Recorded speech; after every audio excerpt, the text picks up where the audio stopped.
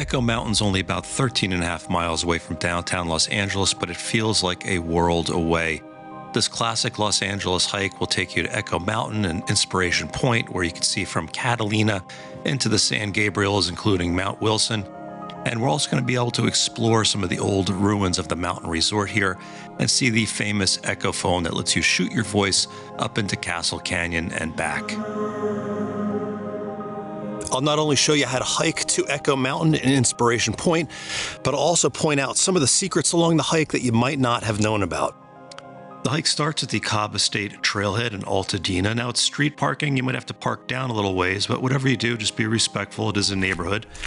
When you get out of your car, you're going to walk to the end where the road turns, and you will see a trailhead for the Cobb Estate. They'll be taking the Sam Merrill Trail for most of this, but we're going to go up through here and keep going straight on this little stretch of old paved road, which will only last for a little while. Now, if you're into the paranormal, over here used to be the Cobb Estate. It's no longer there. It was ripped down in the 1970s, but it was a mansion. Eventually it fell into disrepair. The Marx Brothers bought it in the 1950s and used to have parties over there. And now it is a center for the paranormal. Evidently it's haunted. I don't know if it's haunted by the Marx Brothers, maybe. But if you're into that kind of thing, this is the Cobb Estate.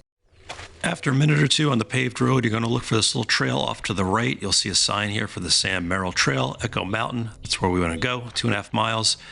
And then we're going to go straight to the end and make the left. There are a lot of smaller trails before this, but make sure you go all the way to the end until you see this turn here up above the creek.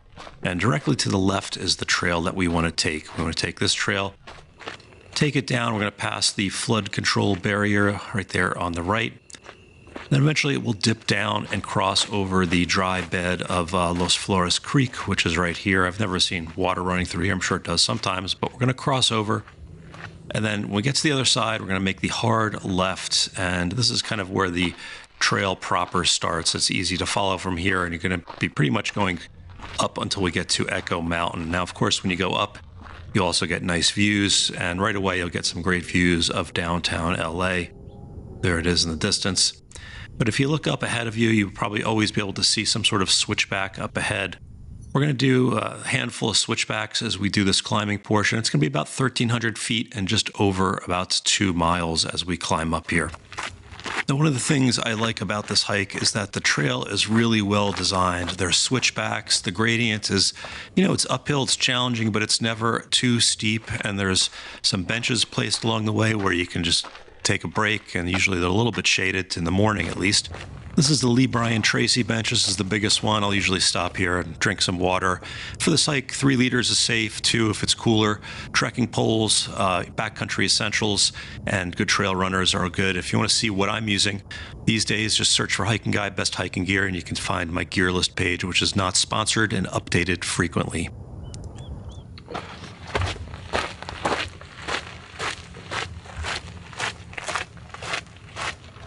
One of the things I really like about this hike, especially the beginning part, are the contrasts. If you look ahead of you, you see the rugged wilderness of the San Gabriel Mountain foothills. Behind you is the skyline of Los Angeles. It's really an amazing kind of transition zone. And actually down here, as you're climbing up, this is Los Flores Canyon. Pretty rugged place. You can see down there, it looks pretty wild and rugged. There were actually, I think, 5 or 6 different gold mines down there from the 1890s. If that's your thing, you can explore. Obviously, be careful. But for us, we just get to admire the beauty as we do this tough little climb. As we approach the top of the climb, the gradient eases out a little bit. It gets a little bit shaded. Then we come up to a T-junction right here, and it's well signed. You can see to the right is Echo Mountain. Also worth noting are these old tombstone-style trail signs that date back to when the resort was first here back in the 1890s. But we're going to make the right, keep going straight, and you're going to see some trails off to the left. We're going to avoid these trails, and if we go to Inspiration Point, or if you come with me, I'll show you. We're going to come out at one of these, but we're going to keep going straight. And as we go through this area, the ruins are going to begin, and the ruins go on for a while, and then all the way at the end is the Echo phone, and I'll show you how to get there in a second. Once you get into the ruins area, you'll see all of these signs here. There's a ton of interpretive displays to tell you what you're looking at. As we approach Echo Mountain, you're going to notice these railroad cars here.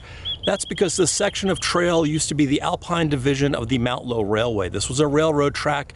When it was built, it was an engineering marvel, went around cliffs, through rock and all of that fun stuff. But you could take a train from Echo Mountain here all the way to the Alpine Tavern, which was a little tavern and hostel or hotel at the base of Mt Lowe. So you could take trains here, have a couple beers at the tavern, and then bag Mt Lowe. Now, Mt Lowe is named after Professor Thaddeus Lowe, who was the guy who pioneered the use of hot air balloons during the Civil War. After that, he came out west, and this whole Echo Mountain area was his dream. He built the funicular, the hotel, the chalet, and it had everything here. It had picnic areas, dance halls, tennis courts, zoo. Everything you can imagine was here, and according to some sources, this was the most popular tourist destination from when it first went up in the 1890s till the 1930s when it was eventually abandoned. You see, the problem was that nature had its own ideas. There were fires here, landslides, floods, and eventually it just became too hard to maintain and too expensive to keep going.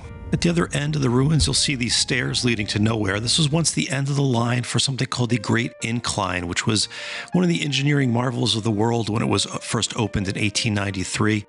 It was a funicular cable car that pulled people up to Echo Mountain House from Rubio Canyon. 62% grade. It was evidently so steep that mules would not climb up to do the work here. But it was, obviously you could see from these old films, very spectacular, and it was the way that you first arrived at the Echo Mountain House. You'd come right up, get off onto these stairs, then come up to the hotel and resort.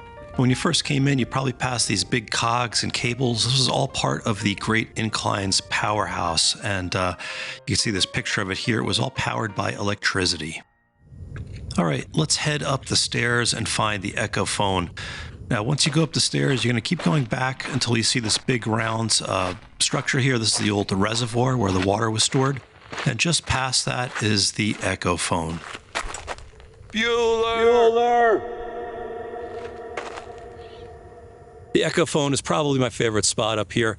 The Boy Scouts tried, I think, 19 different spots around here to try to get the perfect echo into Castle Canyon, and this was the spot, I guess, that one.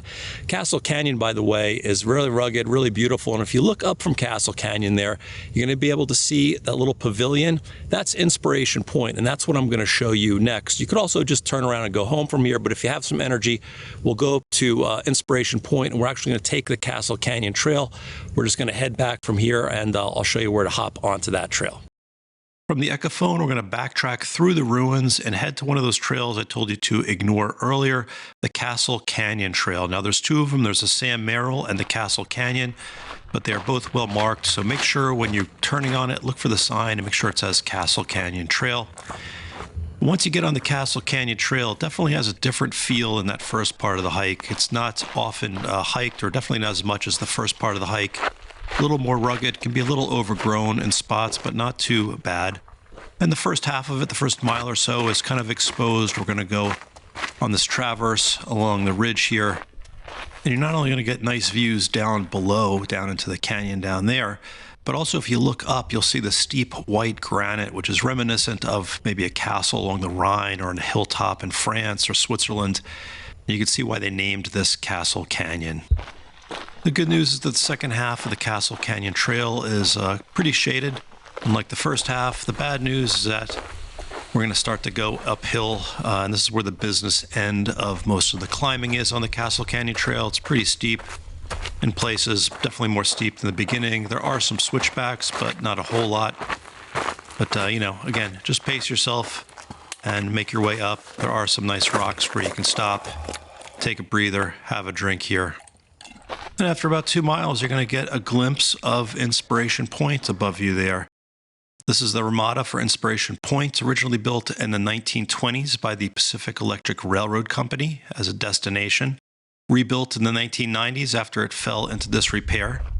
And the Castle Canyon Trail will dump you out right at the pavilion. And you'll see there's a sign there. We just did 2.25 miles up from Echo Mountain. Before we head over to the pavilion, if you want a nice view of Mount Wilson, you're going to go up to Easter Rock, which is just a few feet over to the right. There used to be church services here back during the great hiking era. And you can just do a small climb, and there's this Easter Rock right there. And then in the distance is Mount Wilson. And if you want to hike up to Mount Wilson, I've got a few different ways on my website as well.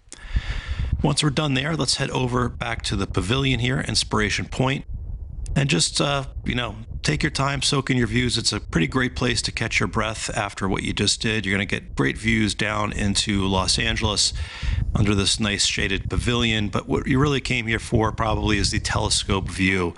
And you're going to go in front of the pavilion, just down a little bit in the front. You're going to see all of these locating tubes or spotting tubes, and they have all kinds of destinations that you can look down to. This is my favorite, Inspiration Point. Look backwards, but from here you can look, and if it's clear out, you can see as far as Catalina. And if you want to do a bucket list worthy hike on Catalina, check out my guide to the Trans-Catalina Trail.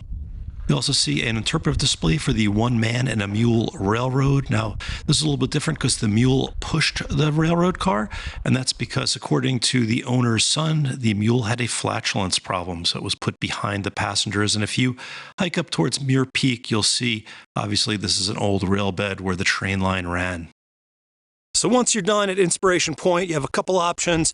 If you have some energy, you can go back Muir Peak. It was named after John Muir, who summited that in 1877. He actually hiked quite a bit around here in Southern California and the San Gabriels, and actually died in Los Angeles. He was visiting his daughter, I think, in 1914. But you can bag Mount Muir. If you want to know how to do that, I'll put that in the GPX file, and I'll put some directions on my website. Just search for Hiking Guy Echo Mountain. You'll find that. And also all the directions I shared here. So if you don't have to remember everything I showed you in the video, you can just save it to your phone or print it out. You can also go back down Castle Canyon. It's a little bit steep, a little bit rough on the knees. I'm going to show you something different. We're going to go back down on the Sam Merrill Trail. It's a little bit more cruisy. It's definitely got better views and a little bit longer, but that'll get us back down to where we started as well. So let's head on down. Now, from the pavilion, we're going to go the other way. We're going to go along the road here and continue on the road, the wide road. And this used to be the path from Ye Alpine Tavern to the pavilion. When we get to the big junction, we're not going to go off to the right. Instead, you're going to look for a small trail, the Sam Merrill Trail, which is off on the left here. And there's a sign for it. Sam Merrill Trail, Cobb Estate. That's where we're going. Let's head down on that. And this is a very cruisy descent here. Not a lot to say. It's beautiful. It's shaded for a lot of it, at least in the beginning part. And there are some great views across into what's called the Grand Canyon here in the San Gabriels, and past that is Bear Canyon. So great views, great rugged scenery here. And eventually you're going to come out of the trees and you're going to be kind of greeted with this great viewpoint. This is Sunset Point here, and there's a nice sign. Great views down into the distance, into Los Angeles. Obviously, there's a lot of views on this hike, and that's just some more of them. It gets a little bit steeper, the downhill, once we pass Sunset Point. There's a little split here where there's this really iconic rock. We're not going to continue past the rock, but this rock will give you a nice viewpoint down to the ruins of Echo Mountain, which is not far away at this point. We have a little over 2 miles, I think, on the stretch of the Sam Merrill. Then once you check out the view at the rock, just head back on the trail. In the distance from here, you'll be able to see Saddleback Mountain. That's actually where the last grizzly bears in California lived. I have a guide for that. Just check that out on my website as well. And then after that iconic viewpoint, we have some steep downhill down towards Echo Mountain. Now here we are at the observatory. These are the ruins you'll see just before that. You can go in there and check it all out. But there was an observatory built as one of the attractions here at Echo Mountain, just like the zoo and tennis courts. And this is what's left of it today. I believe the actual telescope is still in a university somewhere. But after that, you'll come back to the Echo Mountain area. This is the one trail over from Castle Canyon on Sam Merrill. And then we're just going to go back down that big descent the way we came. Here we are. There's a sign pointing us down to Cobb Estate. And now we have this nice cruisy 2 mile or so downhill. And we come back down to Los Flores Creek, cross over the creek, continue a little bit. And then here we are back at the start. And that is Echo Mountain and Inspiration Point. All right, some quick tips if you want to do this hike yourself. And before I dive in, just a big thank you to everyone who supports this channel. Thank you, thank you, thank you. I appreciate it, and I could not make videos without your help, so thank you for that. Trailhead. So we're in Altadena. We're at the end of Lake Avenue. You're going to want to get as close to the trailhead as you can. If you get here early, you can usually park like right at the trailhead. If you get here later, this is a popular hike, and this parking area or this parking area in the street here will fill up and you'll have to park a little bit down the street. Not a big deal. You just walk to the end of the street. It is a residential neighborhood, so be cool. Don't blare loud music. Don't leave trash. You shouldn't do that anyway, anywhere, especially don't do it here. But you could see there's plenty of parking if you go down the street here, all the way up towards Lake Ave along here. And also just note that there are some no parking areas, so take note of that. Any red curbs, you're not going to want to park there before you do it. In terms of timing, get here early. I always like to start my hikes at sunrise to beat the crowds. In the summertime, it can get really hot. When I finished this hike, I shot this in August, and I finished this hike, it was in the 90s. I wouldn't recommend that unless you leave very early in the morning like I did, and you can beat the heat. If you're going to do it in the summertime, bring 3 liters of water. In the wintertime, 2 liters of water is okay. Wintertime is a great time to do Echo Mountain and Inspiration Point because while there can be snow here, it's nothing like the kind of snow that you would get at Mount Baldy, and it usually melts pretty quickly. So this is a good sort of safe-ish or safer hike to do when the big mountains have snow. It's also a great hike to do if you're building up, if you're getting into hiking and you're transitioning from like flatter and easier hikes and you want to build up to something like Mount Baldy. This is a great hike for that, just sort of building up your chops there. Now, in terms of timing and distance, if you go to my webpage, I will have all of the details there for you. We're looking at about 5 or 6 miles up to Echo Mountain and back, and that's with some farting around and exploring, probably closer to 6 miles. Most people do that in 2 or 3 hours.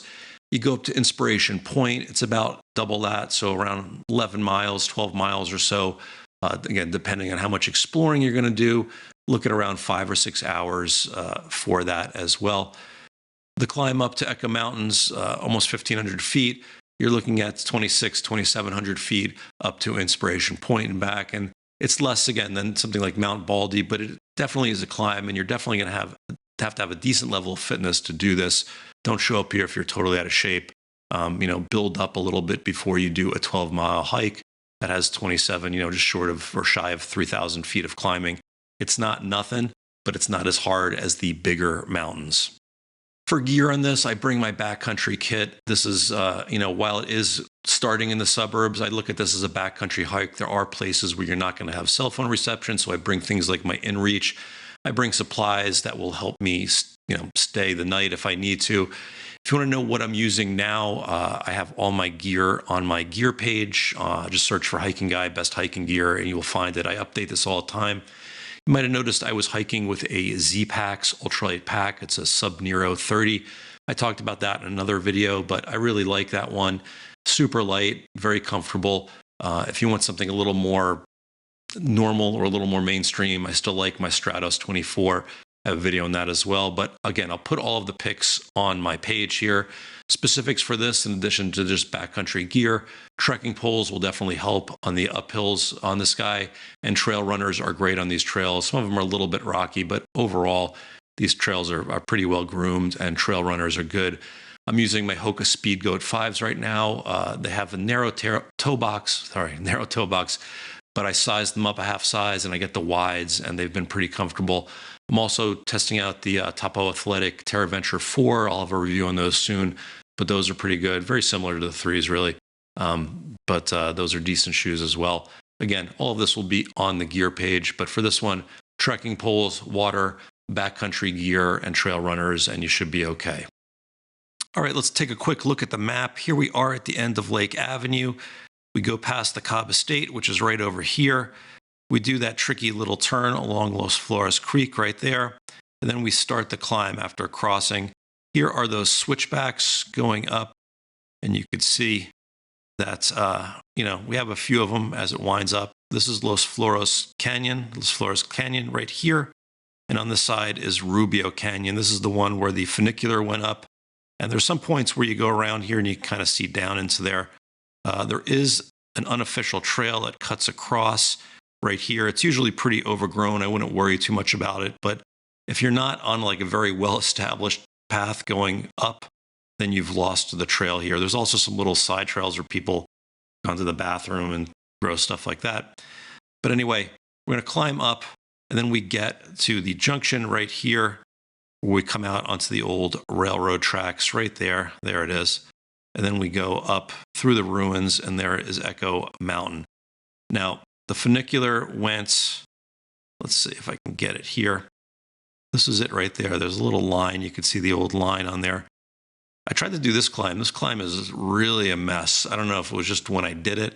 My original plan was to follow the old route of the entire railroad up here, but I would not recommend doing this to anyone. You can do it, but it's steep, it's rocky, it's not fun.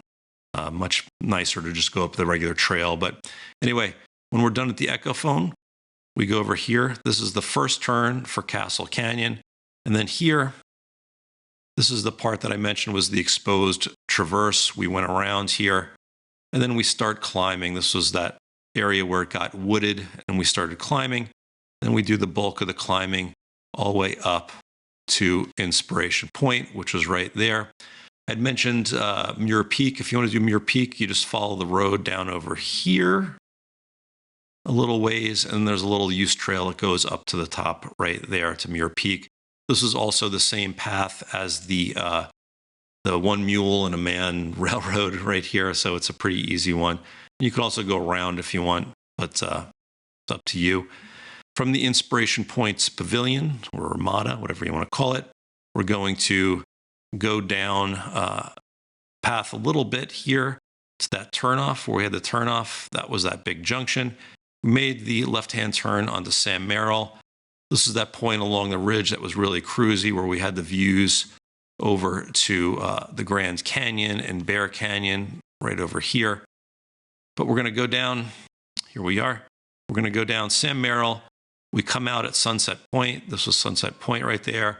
And then we're pretty exposed, and we are hiking downhill. This is where I mentioned it got a little bit steeper. We have a little bit steeper section going down here. This was the observatory, and then we are back at the first trail that we came up to Echo Mountain on the lower Sam Merrill, and then you just take that right back down to the start. And again, I have all of this on my webpage, so if you need to save this or you want to explore some more or read a little bit more about the history, look at the map, get a GPX file, print out the map, whatever, just go to HikingGuy.com where this is all available.